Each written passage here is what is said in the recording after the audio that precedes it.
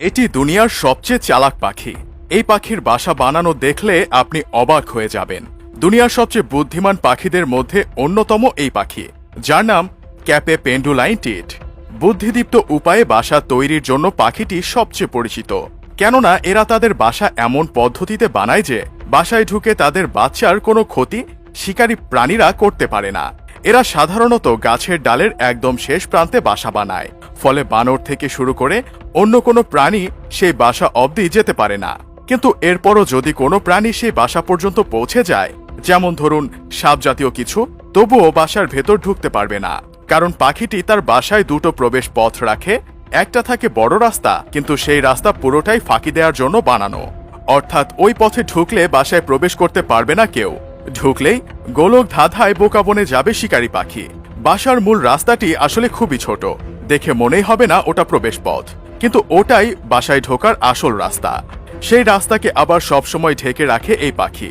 যখন বাসা থেকে বের হয় তখন বাইরে থেকে ঢেকে দেয়, আবার ভেতরে ঢোকার সময়ও ঢেকে দেয়। তার আগে আশেপাশে দেখে নেয় অন্য কোনো প্রাণী আছে কিনা। তাই হঠাৎ বাইরে থেকে বোঝার উপায় নেই যে ওখানে কোনো রাস্তা থাকতে পারে। শিকারী প্রাণীরা ছোট রাস্তাটা খুঁজে না পেয়ে বড় রাস্তাকেই আসল পথ ভেবে নেয়।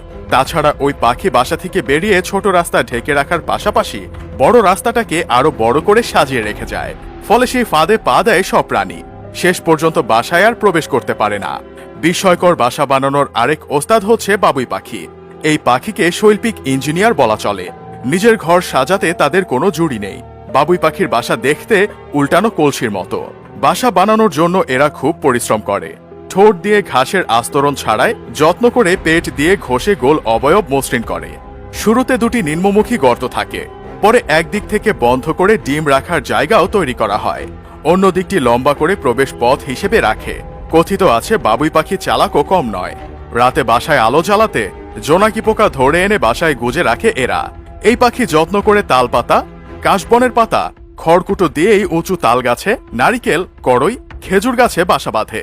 বাসা যখন উঁচু তাল গাছে দোল খায় তখন মনে হতে পারে এই বুঝি পড়ে যাবে, কিন্তু তাদের কারিগরি দক্ষতা এতই দারুণ যে ঝড় কিংবা তুফানেও এদের বাসার কোনো ক্ষতি সাধন হয় না।